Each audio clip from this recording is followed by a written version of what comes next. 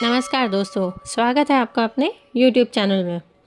क्या आप जानते हैं कि एक ऐसी रामायण भी थी जिसे स्वयं हनुमान जी ने लिखा था, लेकिन बाद में उसे समुद्र में फेंक दिया।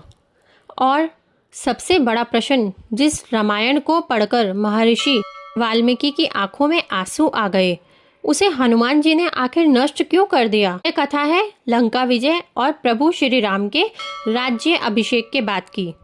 जब अयोध्या में धर्म का राज्य स्थापित हो गया, तब पवनपुत्र हनुमान हिमालय की निर्जन चोटियों पर चले गए। वहां वे श्री राम का स्मरण करते हुए अपने नाखूनों से विशाल शिलाओं पर रामायण की कथा अंकित करने लगे। उन्होंने वही लिखा जो उन्होंने स्वयं देखा, जिया और अनुभव किया है। यह अद्भुत ग्रंथ हनुमंत रामायण कहलाया।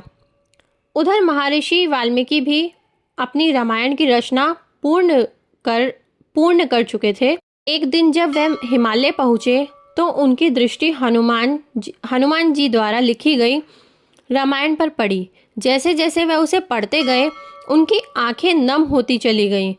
हनुमान जी की रामायण इतनी जीवंत, इतनी भावपूर्ण और इतनी अद्भुत थी कि उनके सामने उन्हें अपनी रचना फीकी लगने लगी।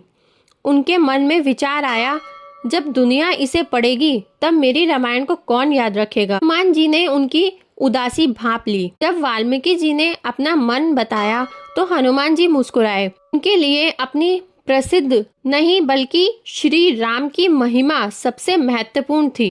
उनके लिए अपनी प्रसिद्धि नहीं बल्कि श्री राम की महिमा सबसे महत्वपूर्ण थी।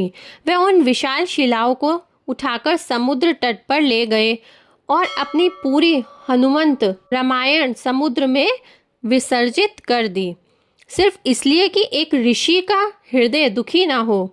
हनुमान जी के इस निस्वार्थ त्याग को देखकर वाल्मीकि जी भावुक हो उठे। उन्होंने कहा, हे पवनपुत्र, आपकी महिमा अपरंपार है। मैं वचन देता हूँ कि कलयुग में पुनः जन्म लेकर ऐसी रामायण की रचना करूँगा जिसमें आपकी भक्ति अमर हो जाएगी।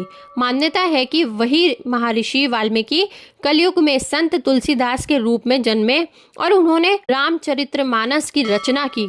यह कथा हमें सिखाती है कि सच्चा भक्त अपनी प्रसिद्धि के लिए नहीं बल्कि अपने प्रभु की महिमा के लिए जीता है। जय श्री राम, जय बजरंगबली। नमस्कार।